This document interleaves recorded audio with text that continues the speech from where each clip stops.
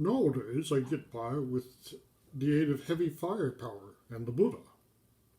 Let me see that. Buddha, Buddha, Buddha, Buddha.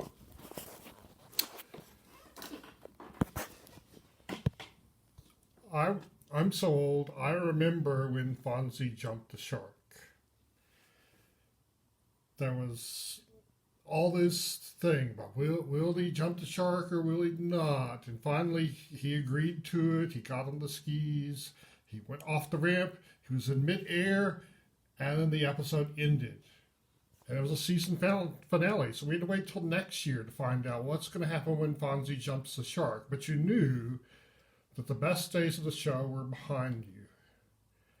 And that turned out to be true. When he landed, it was a big letdown. He didn't get eaten by the shark because he was the star. Ron Howard left the show. It was not so good. But there were a few good points. Most notably, Potsy's Pump Your Blood song. And so it was with 1.5 edition. This was the good point. This was the Pump Your Blood of 1.5. The Advanced Dungeons & Dragons Oriental Adventures book. Now, this book is, in my opinion, the second best D&D book ever published, second after the DM's Guide for First Edition. And it's the best attempt to make D&D specific to a particular culture. So it says Gary Gygax on the cover, but actually most of it was written by Zeb Cook. So let's go through it. Now, it's 1.5 edition, so yeah, it's falling apart.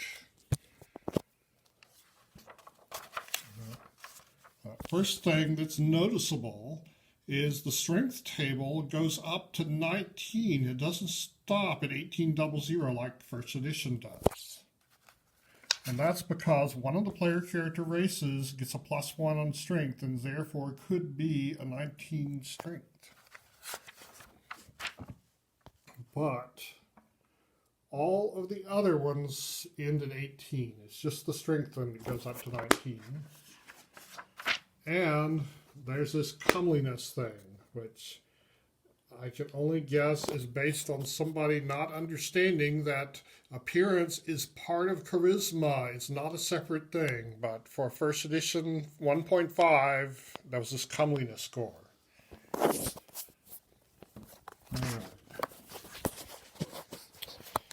Now, let's close stuff.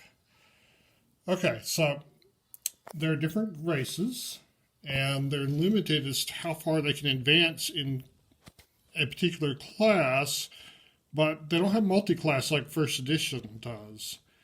So I think if I were to house rule this, first of all, there's a hidden class here, which is the Ronin. The Ronin is a samurai with no family. So I would make the core Kaburus able to be multi-class Samurai Woojin, Ronin Yakuza, Bushi Woojin, and Barbarian Yakuza.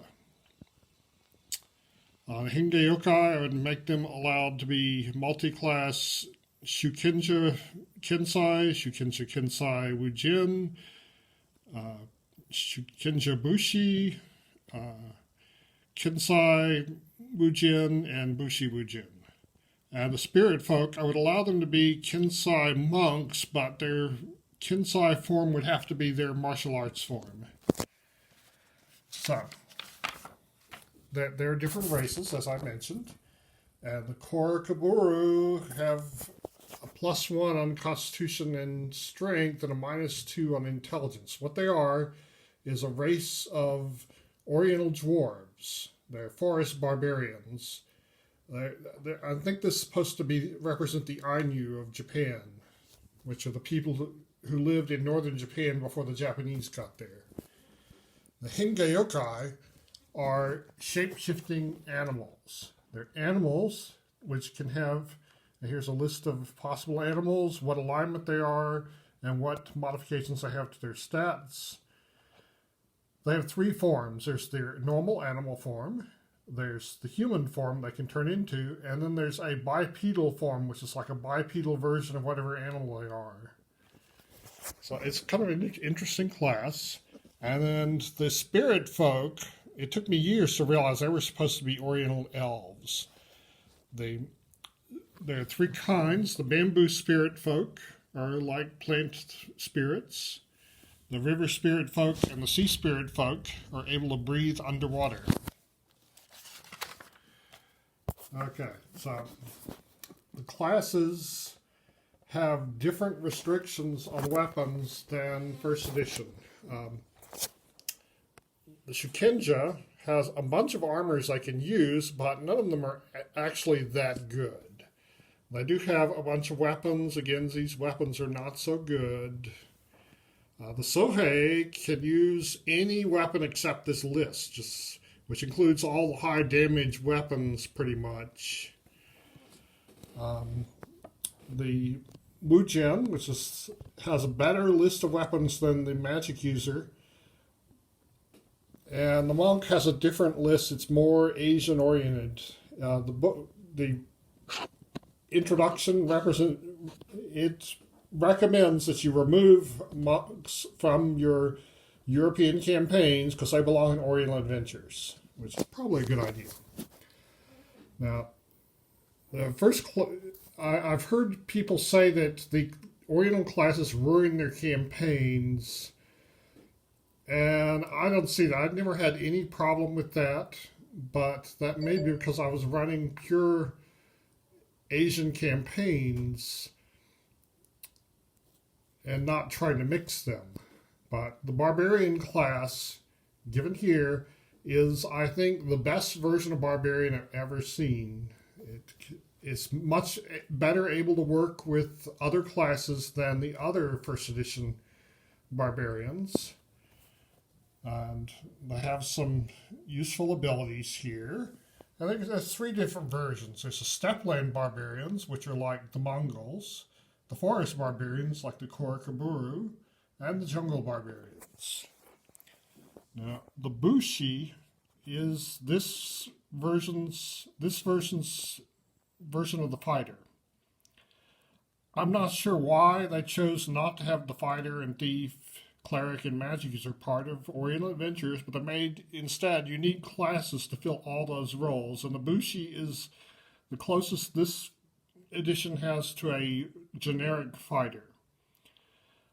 Now, I've heard some complaints from people who allowed Bushi in European campaigns that they progress faster than European fighters, and they have some special abilities that ought to not be usable in Europe. One of them is to find cheap equipment, which would be culturally specific to know your way around your home territory in Japan, not in England.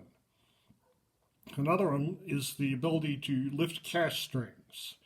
And this would only work in Asia, where coins have holes in them and are strung together as bracelets worn around the wrist, where you can steal them. It's not a pickpocket's ability. Another class was the Kensai.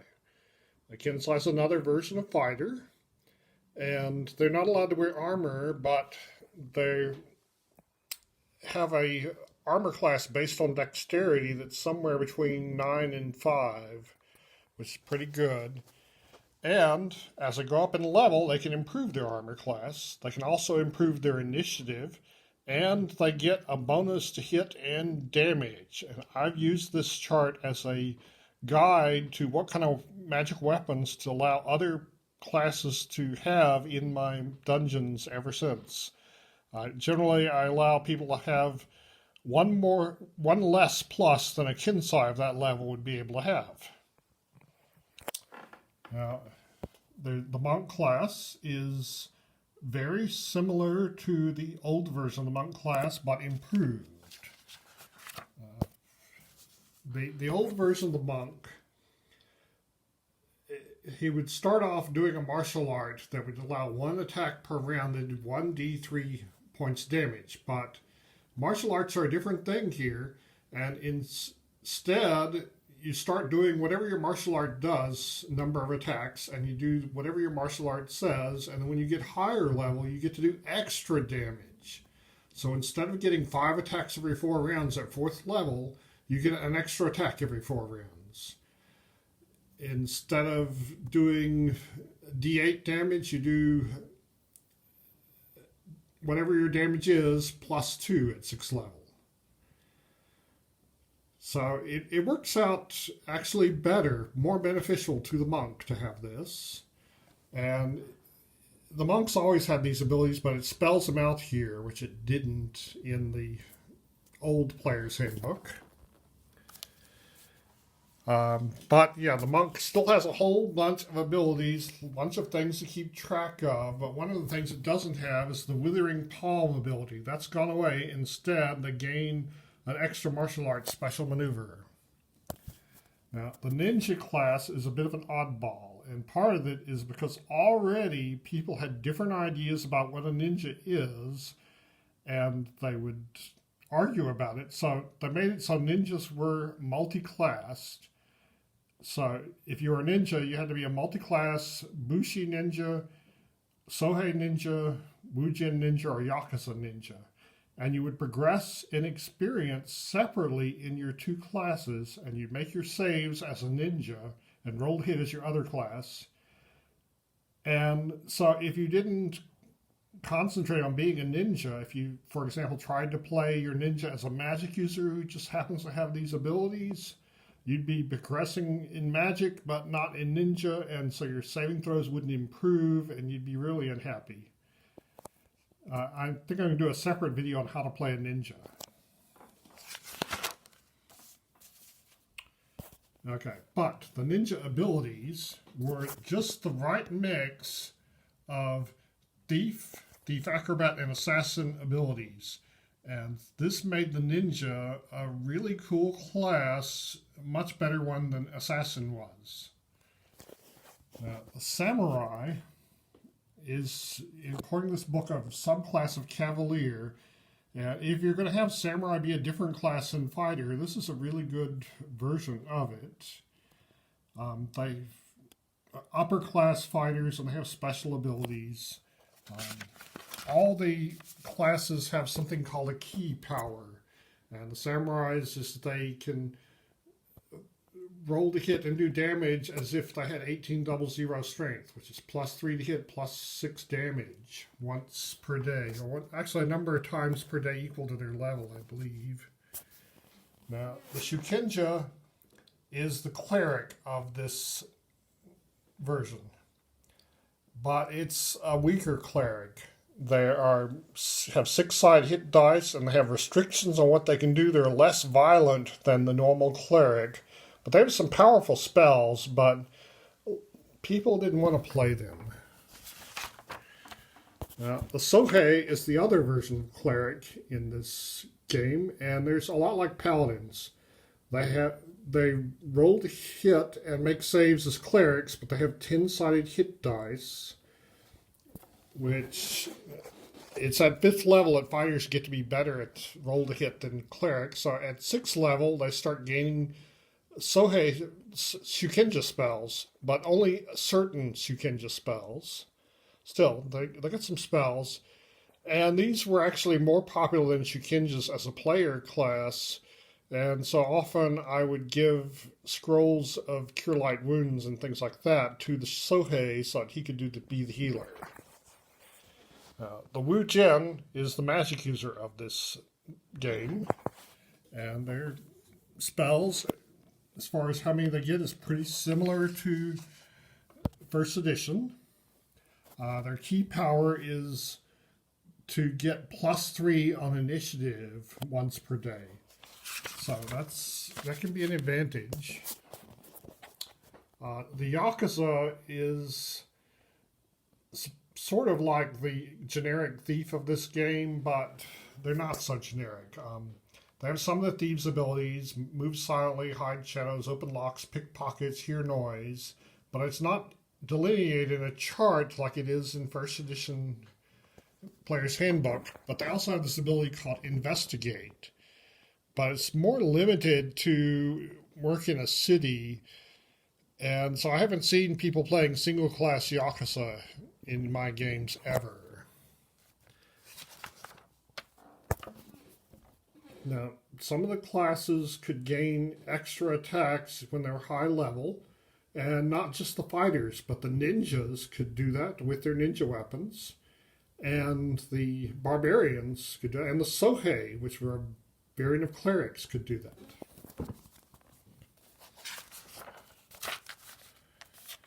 All right.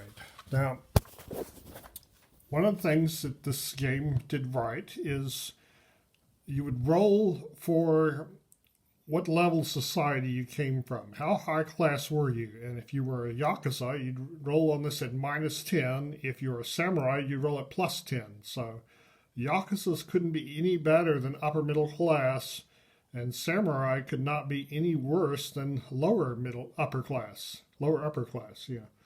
And depending on what your role was, you get modifiers to the reactions that NPCs would have to you, and you get to roll on an ancestry chart and a birthright chart, and the starting honor of your family would be based on this. Now, here's the chart of things that you would get on the ancestry roll. You get more rolls on this if you are higher class, like a samurai, than you would if you're low class, like a Yakuza. Criminal is one of the low class ones. There's a criminal in your family. Okay, also the birthrights. You might inherit something, especially if you're upper class. It could be like some cash, it could be a horse, it could be 1d4 horses, it could even be a magical weapon. Now, one of the things a lot of people misunderstand about this is the whole idea of honor points. You have to understand these are not goodness points, they're more like success points. How successful are you? And so there are awards and penalties depending on how you act, but the thing is there are no penalties for committing crimes, only for getting caught. Most of the classes get very small awards for honor points, like Shu Kenja. They get +1 for healing, curing, or restoring NPCs, and -3 for taking a life. But the samurai get big bonuses or penalties, and so their honor tends to go up and down a lot. This is mostly a samurai thing, but it applies to other characters too. It doesn't fluctuate as much for other characters as it does. For example, the Kensai, if they refuse a duel, they lose 5 honor points. But if they lose it, they only lose 3, and if they win it, they gain 1. So they're going to win a lot of duels to make up for the one that they lost. Ninjas get honor for completing a mission and lose them for failing a mission. Now, the money system, I thought it was too complicated. The Fen and Yuan are copper coins, Chow is paper money, and Tael and Chien is silver money. 5 Fen is 1 Yuan, 20 Yuan is 1 Chow, which is also 1 Tael, and 10 Tael is 1 Chien.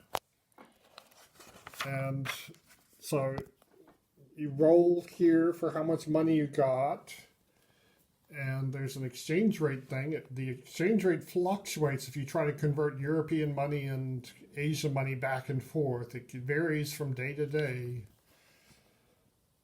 But the prices are listed in this Asian money, and it was too hard for me, and so I converted it all to Tael and wrote it here in decimals in my book to make the math easier for me.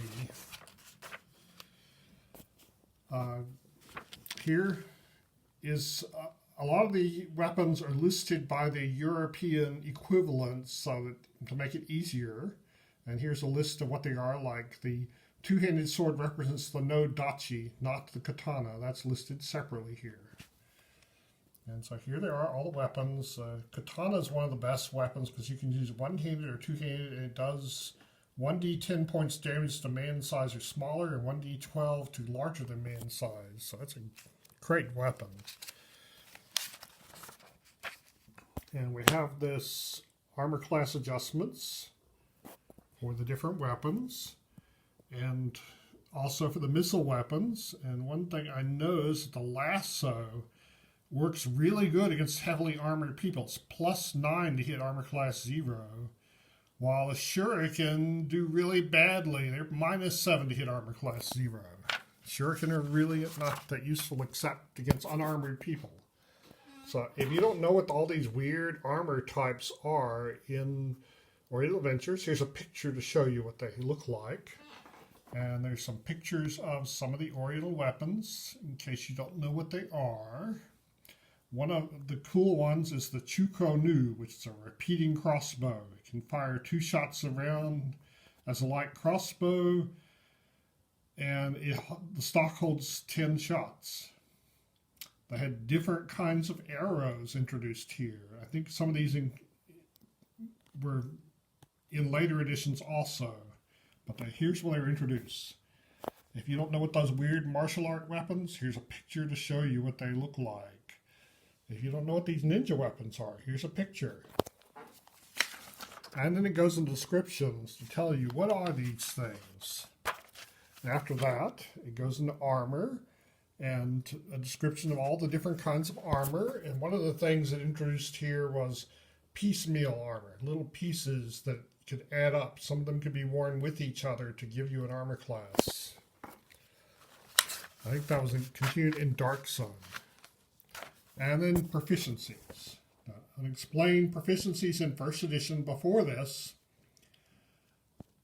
a fighter, for instance, started being proficient in 4 weapons. And if he picked up a weapon he's not proficient in, one he doesn't know how to use, he's -2 to hit with it. While a magic user was only proficient in 1 weapon. And if he picked up something he didn't know how to use, he'd be -5 to hit with it. So he might as well not even try. And this continued into this version, except you got more proficiencies to begin with, and you had non-weapon things you could use them on. So Barbarians started off with the most with 9 proficiencies, but Samurai gained 1 every level, so they ended up at high level having more proficiencies, but they had a lot of things they had to spend them on.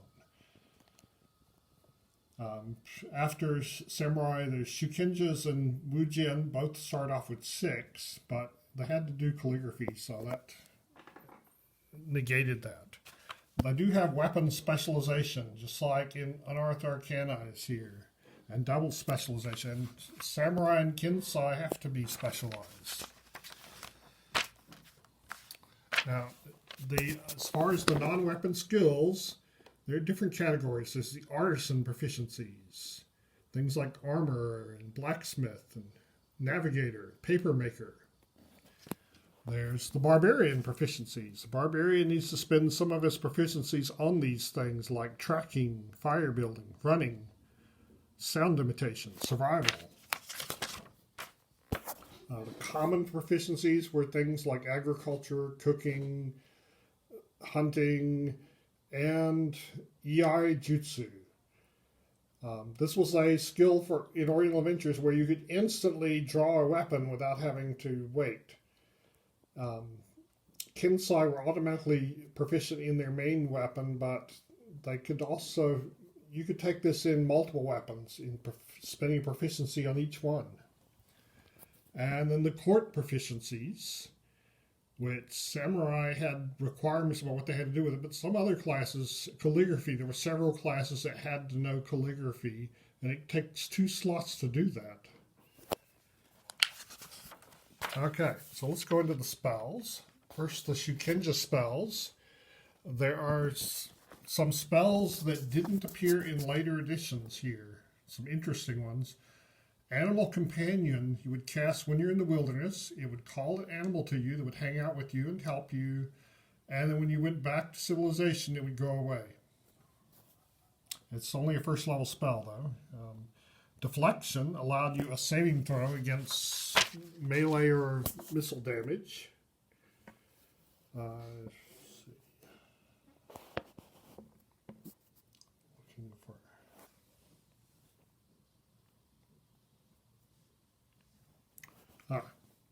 Weapon Bless. You would bless it to attack a specific enemy, and on the very first attack, it'd be +5 to hit and +5 damage. That's semi-useful. One of the things about this game is it had nature spirits, and so there were spells that would allow you to commune with them, which none of my players would ever do. There were lots of times they could have gotten clues if they just communed with the local spirits and asked them, but they wouldn't do it. It was outside the box for them, I guess. Dream Sight allows you to sort of like astral project, allows you sort of like Doctor Strange in the comics. The movie Doctor Strange is a bit different. See, there's in a game with spirits, there's a protection from spirit spell. That's a useful thing to have. And snake summoning. Let's see. Warning gives you sort of like Spidey sense, gives you a heads up if some attack's coming or something. Withdrawal. This was also an unearthed arcana. It's a lower powered version of Time Stop. Gives you time to think about stuff. Castigate does damage, and the less close their alignment is to yours, the more damage it does. You basically yell at them. Let's see. Invisibility to spirits. Again, in a game with spirits, invisibility to spirits is a useful skill.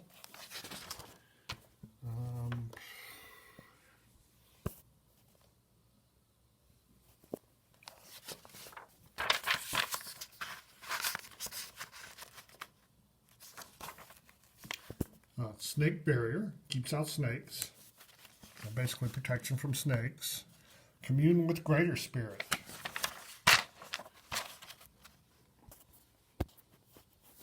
And got raised dead and strength and find the path. Force shape change, which works not only on werewolves but also on Hinga yokai, which are a player character class in this. And immunity to weapons is a very powerful spell. It's 6th level though. Invisibility to enemies. It's actually more powerful than the regular invisibility.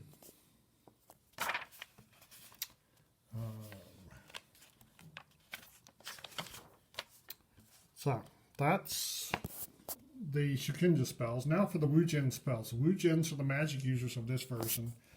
And some of the spells have elemental correspondences, and you get some benefits if you know all the spells of a particular element of the levels that you're able to cast. And there's some really cool nature and air spells, but people always picked fire as the element they want to master. So, Chameleon is a low-level invisibility spell. From a distance, you're invisible unless somebody close is pointing you out. So if you're engaged in melee combat, the archer can see you and start shooting at you. But if you're just trying to sneak by in the distance, he might not see you. And up close, it gives you a plus 20% chance to hide in shadows. So if you're a ninja Woojin, this would be a useful spell to have. Cloud Ladder allows you to turn smoke into a ladder. And not just you, but your friends can climb it too, so that's more useful than spider climb for the Woojin of a party to use. Drowsy Insects is this a version of sleep, only it can affect more powerful creatures than sleep can, and they get a saving throw. Fiery Eyes. It does allow you to set things on fire by staring at them, but a more useful thing that some of the bad guys and modules use this for is if you're fighting somebody using this spell, you have to make a saving throw where they gain initiative over you. Let's see. Magic Missile, Read Magic. Secret Signs allows you to communicate with your friends without people nearby realizing you're doing it. And Spider Climb, that's a useful ninja spell. Let's see. There's Animal Companion, just like the Shu Kenja spell. Fire Shuriken. There's no fireball in this game, and there's no lightning bolt, but Fire Shuriken is what you would use instead of a fireball, but it's not as powerful as fireball. Ice Knife first appeared in Oriental Adventures here. Now it's got invisibility, pyrotechnics, phantasmal force, smoky form, sort of like gaseous form, wind breath, you know, huff and puff and blow your house down, commune with lesser spirit, and detect shape changer. These are useful for this particular world. That since everything has a spirit, communing with the spirit would be a useful thing if our players would only do it. Disguise allows you to disguise yourself in face, makes you look like you're higher class than you are, and so if you use those in combination, that can be really powerful. Fire Wings makes you sprout wings that you can fly with. Improved Phantasmal Force was an illusionist only spell, but it's a Woojin spell too. Now, Steam Breath is what the bad guys use instead of Fireball or Lightning Bolt. It does 1d6 points damage per level.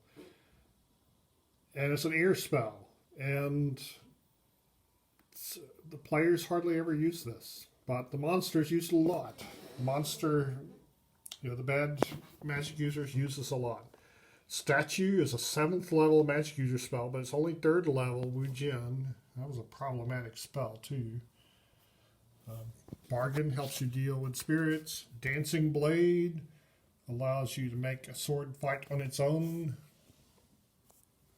Elemental Turning. You can turn elements. Improved Invisibility was an illusionist spell, but now it's a Woojin spell. Let's see. That's Remove Curse, Polymorph Self. Transfix is a more powerful version of Hold Person. Vengeance allows you to make an attack after you die.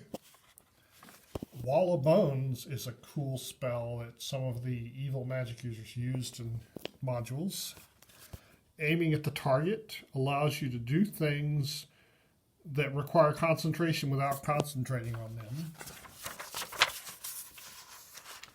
Yeah. Cone of Cold is in this version. Let's see. Fire Breath. Fire Breath does 1d6 points damage per level, but it's a 5th level spell, so you're going to be 9th level before you can even cast this. Let's see. Servant Hordes is an interesting one. It creates a large number of unseen servants that can do a bunch of stuff.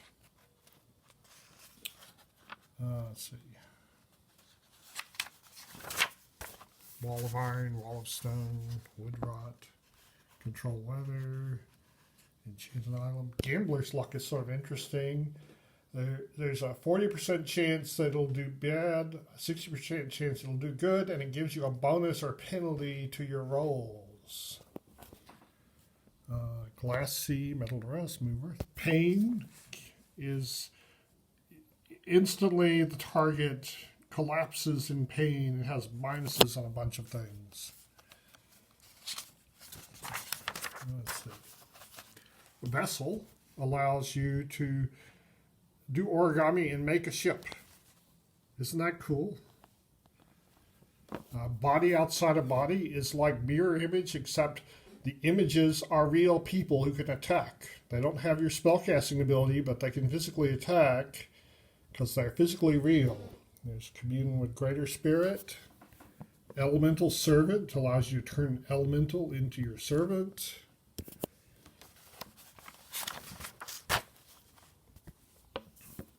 Now, Withering Palm was removed from the magic users, but now it's a Woojin spell. It does some damage and disables a limb. It does specify the head is not a limb. Cloud Trapeze allows you to bring down a cloud, and you and your friends can climb on it and fly a long distance away on it.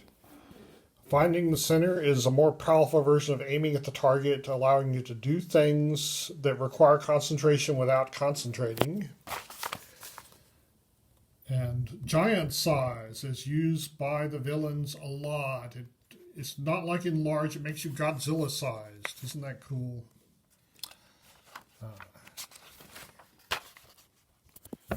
It's a whirlwind spell.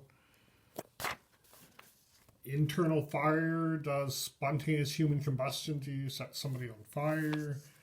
Shape Change, Summon Spirit, and Tsunami. A 9th level cool spell.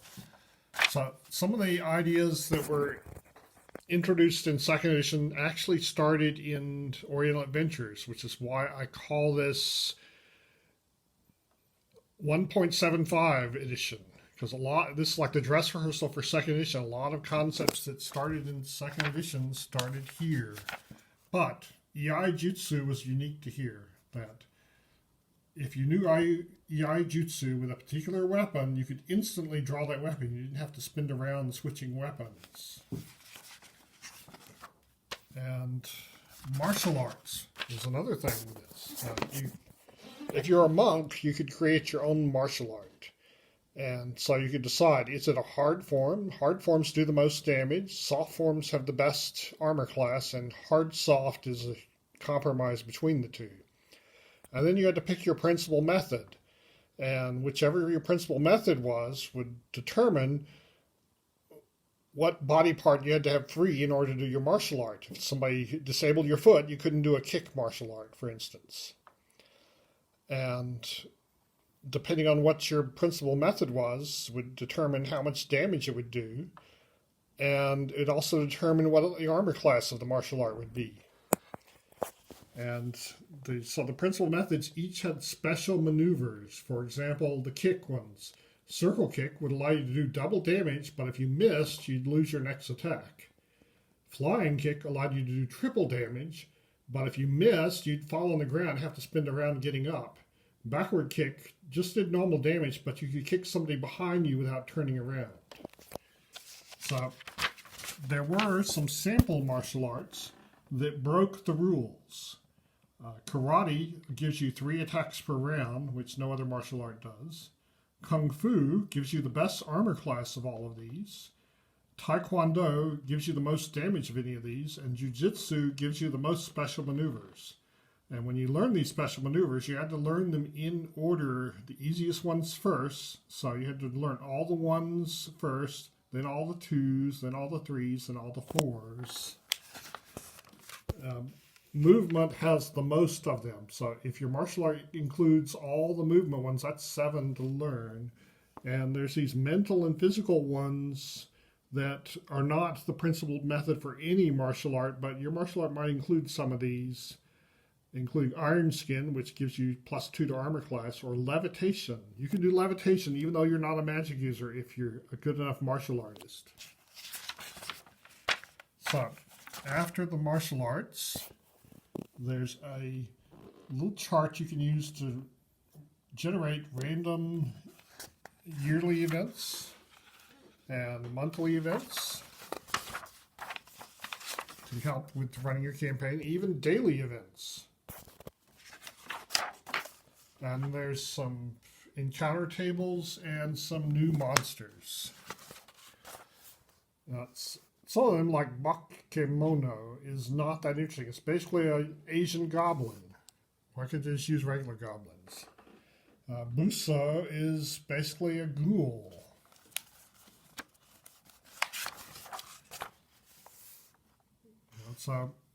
There's a couple of Asian dragons, but most of them are in Fiend Folio, so you got to have that too. But I like the Gargantua a lot, even though I never got to use them. I made hints about them in my campaign, but I never got to use them. The humanoid one is like King Kong, the insect one's like Mothra, and the reptilian one's like Godzilla. And there's the generals of the animal kings, and the goblin rat. Let's see, an interesting monster for you. The Kappa. This is a favorite of mine. They've appeared in a recent Harry Potter movie, and in one of the Teenage Mutant Ninja Turtles, the Ninja Turtles got mistaken for them. They're basically humanoid turtles with a bowl-shaped head that they have water in, and if the water spills, then they have to get back in the water. It's an interesting little monster to me. Oni are kind of magical ogres. And then we have nature spirits, which there are spells you can call them with. They can give you lots of advice about what's going on in the dungeon if you just summon them. Come on, players. And the Tengu is an interesting one. It's a humanoid crow which likes to pull pranks, but also, if you're a Kensai, can teach you to be a better Kensai. You can get experience points for training with one for a while.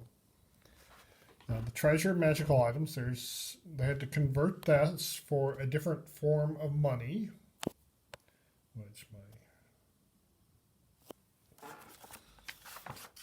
And then we have magic items. Many of the magic items are the same, but there are some new ones. First of all, the magical weapons. There was a new concept for armor and weapons called a weapon of quality. A weapon of quality was +1 to hit unless it was a ninja weapon, in which case it was +1 damage. And it was a non-magical bonus. And this idea was revived for 3rd edition as the masterwork thing.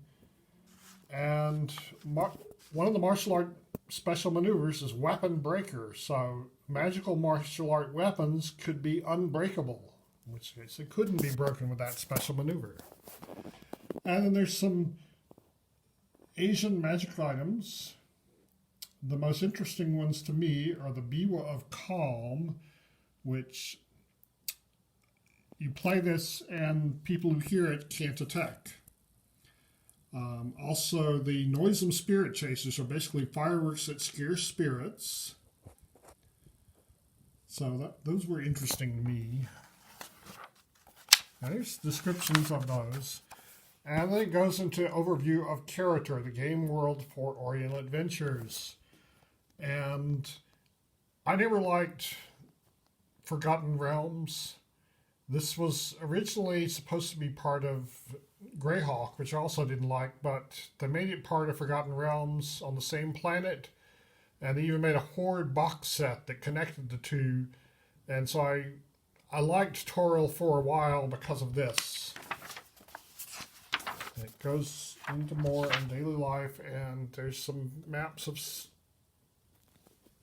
different kind of buildings you might find. And here's like a family chart.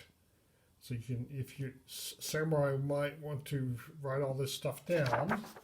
And a friend gave me these. These are like sheets with all the spells, so you can do check marks. It would be a real handy thing to have as a player. It's got all the Woojin spells front and back, and all the Shu Kenja spells on one, and the Druid spells on the other.